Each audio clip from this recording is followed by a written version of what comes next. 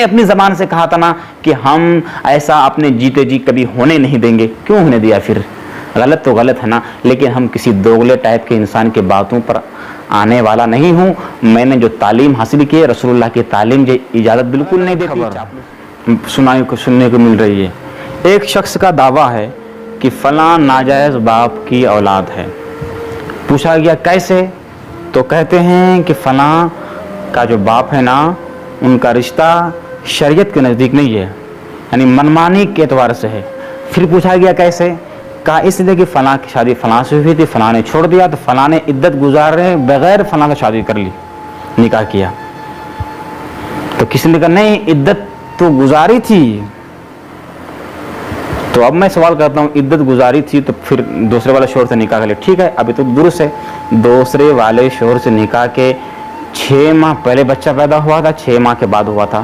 کہا 6 ماہ سے پہلے ہوا تھا۔ میں نے کہا نکاح ہوا ہی نہیں۔ پھر امام اعظم کے نزدیک اگر 6 ماہ سے پہلے بچہ پیدا ہو جائے اور عورت دوسرے والے مرد کے پاس ہے تو نکاح اس سے ہوا ہی نہیں، کیونکہ وہ پہلے والے شوہر کی عدت میں ہے، وہ بچہ پہلے والے شوہر کا ہے۔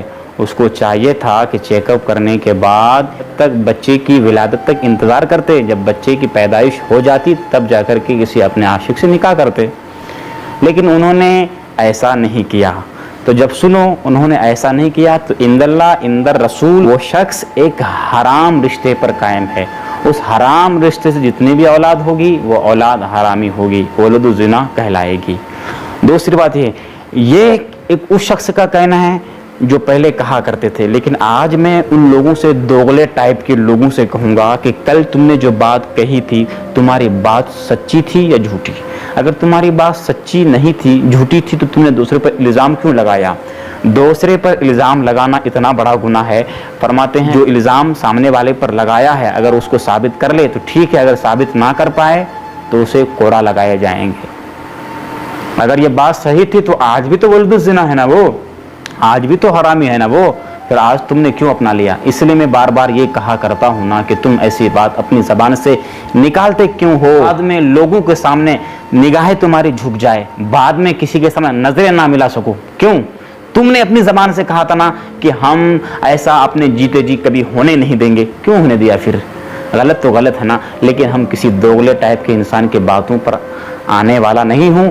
میں نے جو تعلیم حاصل کی ہے رسول اللہ کی تعلیم جو اجازت بالکل نہیں دیتی، چاپلوسی حرکت نہیں کرتی، کیونکہ رسول نے کہا ہے کہ اگر کوئی شخص کسی سے نکاح کرے، نکاح کے بعد اسے چھوڑ دے تو وہ عورت عدت کی مدت گزارے گی۔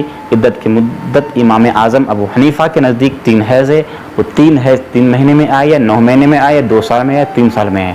3 حیض مقید ہے، 3 مہینہ مقید نہیں ہے، 3 حیض مقید ہے۔ 3 حیض کتنے ہی دن میں آئے یہ معنی رکھتا ہے۔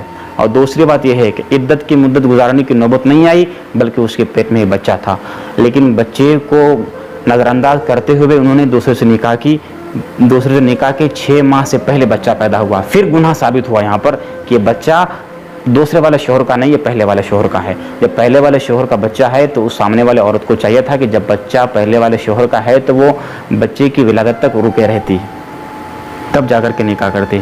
دونوں معاملے میں گنہگار ہے۔ اب جا کر کل بھی ولد الزنا، کل بھی یہ حرامی تھی، آج بھی حرامی ہے۔